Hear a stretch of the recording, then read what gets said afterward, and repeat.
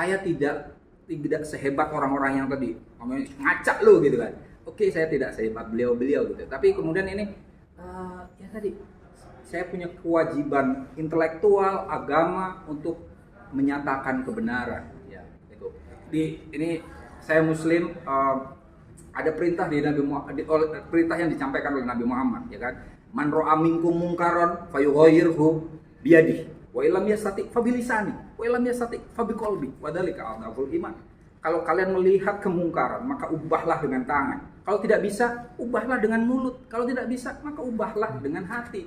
Kalau hanya bisanya dengan hati, itulah yang paling lemah imannya. Nah, saya bukan kombatan.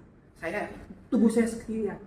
Saya bukan kombatan, saya tidak mungkin melakukan perubahan. Bagi saya yang dilakukan oleh Israel sekarang, ini harus digaris bawahi, itu adalah kebiadaban.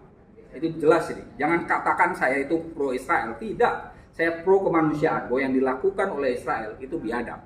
Nah, ini nih terhadap Gaza, ya kan? Nah itu tadi, cuman nggak mungkin saya masa mukulin presiden, presidennya nggak mungkin. Yang mungkin kan bagi saya, dan saya bisa yang ngomong ya saya ngomong, itu loh. Saya bisa ngomong semacam itu, dan alhamdulillah. Adapun apakah ini bisa ngubah atau tidak, jangan terlalu pesimis dengan upaya-upaya kita untuk perdamaian. Walaupun tadi di Islam ada pernyataan fadzakir fa inna dzikra tanfa'ul mu'minin. Nyatakanlah, berikanlah peringatan karena itu berguna bagi orang yang punya keimanan, punya keyakinan. Apapun keyakinannya, saya mengingatkan. Oke, ada yang mengatakan 70 tahun upaya untuk damai, PBB sekalipun nggak berhasil. Jangan patah semangat, teman-teman semua. Jangan patah semangat. Kita berusaha agar mendamaikan. Semoga saudara-saudara kita semua kejahatan kemanusiaan ini berhenti macam itu. Artinya bukan untuk mendukung hubungan diplomatik Indonesia dengan Israel. Kalaupun itu, oke. Kalaupun itu adalah legasinya Gus Dur. Saya adalah muridnya Gus Dur. Ya. Saya mungkin teman-teman sudah melihat video saya itu, saya the third generation after Gus Dur, after Gus Yahya, saya ketiga. Saya ya masih cukup lah nyubi-nyubi. Tadi maaf pertanyaannya. Yang pertemuan dengan presiden Israel itu, apakah juga salah satu bentuk untuk membuka atau membangun hubungan dengan diplomatik Indonesia dengan Israel? Saya bukan politisi. Saya bukan politisi. Saya tidak punya kapasitas untuk itu.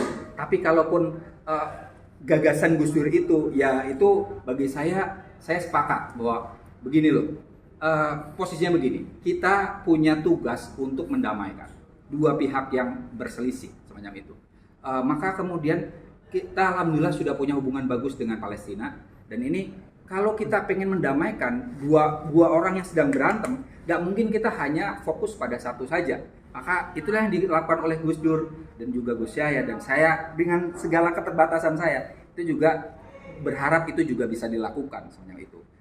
Kenapa? Agar upaya kita untuk mendamaikan itu jauh lebih bisa diterima semacam itu. Jadi tapi lagi-lagi saya bukan politisi, saya bukan pakar HI, dan bukan kapasitas saya untuk sampai ke ranah itu. Utamanya tadi pesan utama saya adalah dialog agama untuk perdamaian. Ini mungkin untuk meluruskan ya. Oke. Banyak yang menduga bahwasanya katanya yang kesana ini banyak keuntungan besar gitu. Itu gimana? Oh enggak, sama sekali tidak. Secara finansial tidak sama sekali. Justru awalnya itu kan harus ada asuransi, harus ada visa loh. Itu kami awalnya malah disuruh bayar itu visa sama asuransi. Tapi kemudian saya bilang ini big risk. Ini resikonya tinggi, semuanya gitu kan. Resikonya tinggi, kok malah kami disuruh beli asuransi. Maka kemudian alhamdulillah itu asuransi dan visa kami bebas semacam itu. Nah, tapi kemudian tidak ada take home pay, nggak ada. Kami nggak dapat duit dari situ, enggak. Bagi saya kok mau, ya teman-teman kok mau ke sana, resikonya tinggi. Lagi-lagi tadi saya punya